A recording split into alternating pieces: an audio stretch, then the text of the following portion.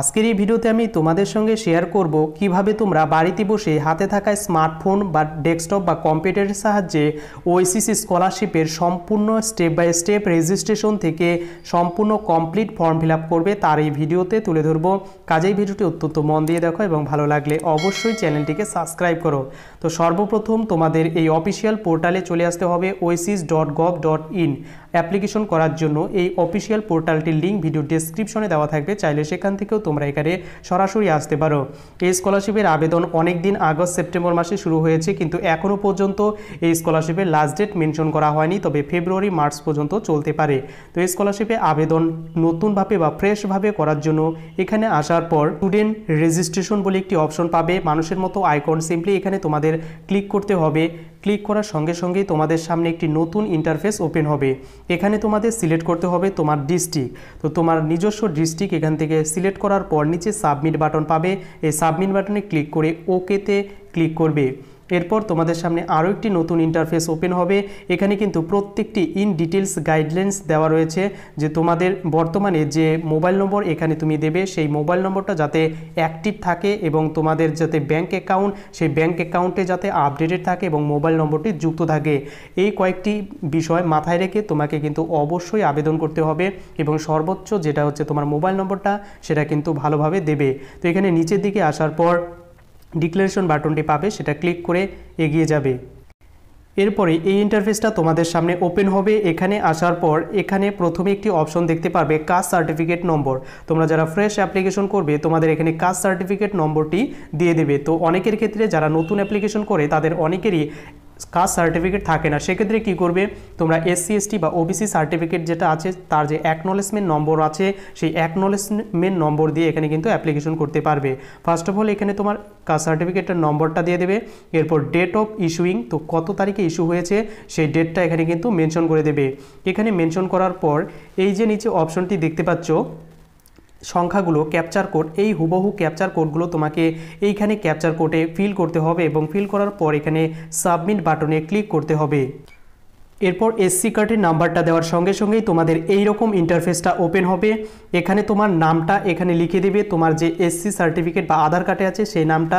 এখান থেকে তোমার জেন্ডারটা চুজ করে নেবে, মেল অর ফিমেল।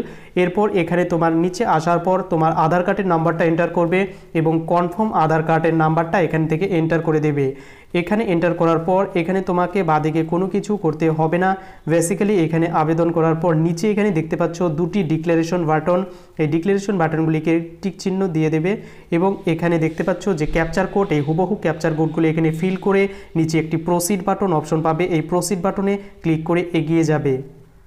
এরপর আবার এই ইন্টারফেসটা তোমাদের সামনে ওপেন হবে। এখানে আসার পর বাদিকের একটি অপশন পাবে ফাদার্স বা হাজব্যান্ড বা গার্জিয়ানের নেম, এখানে লিখে দেবে। এরপর এখানে ডেট অফ বার্থ শো করবে এবং এখান থেকে কাস্টটা চুজ করে নেবে, SC ST বা OBC। এরপর কোর্স টাইপ, কোন কোর্সে অ্যাডমিশন নিয়েছে, ফুল নাকি পার্ট টাইম, তো এখানে ফুল রেগুলার দিয়ে দিতে হবে তোমাকে। এবং সাবকাস্ট এখান থেকে তোমাদের চুজ করে নিতে হবে, তোমাদের সাবকাস্ট এখান থেকে কি রয়েছে। তো আমি চুজ করে দিচ্ছি এবং এখানে নিচে আসার পর স্টুডেন্ট ক্লাস ডিটেলস, তো এখানে কোন এক্সাম তুমি পাস করেছো, তো অবশ্যই এখানে ইয়েস দিয়ে দেবে। পাসিং স্ট্যাটাস তোমাকে এখানে কিন্তু ক্লাস, এখানে কোন শ্রেণী পাস করেছো, ক্লাস 10 12 তোমার ইচ্ছা মতো দিয়ে দেবে এবং কত সালে পাস করেছো সেটা এখানে এন্টার করবে। এবং স্কলারশিপ টাইপ এখানে দেখতে পাচ্ছ অটোমেটিক চুজ করা থাকবে পোস্ট ম্যাট্রিক। এবং এখানে বাদিকে কমপ্লিট করার পর তোমাদের এখন ডান দিকে এখানে দিয়ে দিতে হবে ডিটেলসগুলো। এখানে তোমাদের ফ্যামিলি ইনকাম কত, যে ইনকাম সার্টিফিকেটে থাকবে সেটা এখানে এন্টার করবে। এরপর তুমি ইনস্টিটিউশন ওয়েস্ট বেঙ্গলে এখানে পড়াশোনা করছো কিনা, তো অবশ্যই এখানে ইয়েস দিয়ে দেবে এবং তোমার স্টেট এখানে ওয়েস্ট বেঙ্গল অটোমেটিক চুজ করা থাকবে। এরপর তোমার ডিস্ট্রিক্ট এখান থেকে চুজ করে নেবে এবং তোমার ব্লক নাকি মিউনিসিপ্যালিটি, তো এখান থেকে চুজ করার পর তোমার ব্লক এখান থেকে চুজ করে নেবে কোন ব্লকের আন্ডারে তুমি আবেদন করছো এবং তোমার ইনস্টিটিউশনের নাম এখান থেকে কিন্তু চুজ করে তোমরা দিয়ে দেবে। এবং এইখানে যে সর্বশেষ এখানে মোবাইল নম্বর, তোমার একটা ভ্যালিড মোবাইল নম্বর দেবে যেটা 2 থেকে 3 বছর পরেও অ্যাক্টিভ থাকবে। এবং এখানে ইমেল অ্যাড্রেস তোমরা দিয়ে দেবে, এটা অপশনাল আছে। এরপর নিচে চলে যাবে, তোমার একটা পাসওয়ার্ড তৈরি করতে হবে। এখানে একটি পাসওয়ার্ড লিখে দেবে তোমার নাম দিয়ে, এখানে কি করবে @1 2 3 এরকম সংখ্যা দিয়ে দিতে পারো এবং সেই সেম পাসওয়ার্ডটা এখানে কিন্তু তোমাকে আবার এন্টার করতে হবে।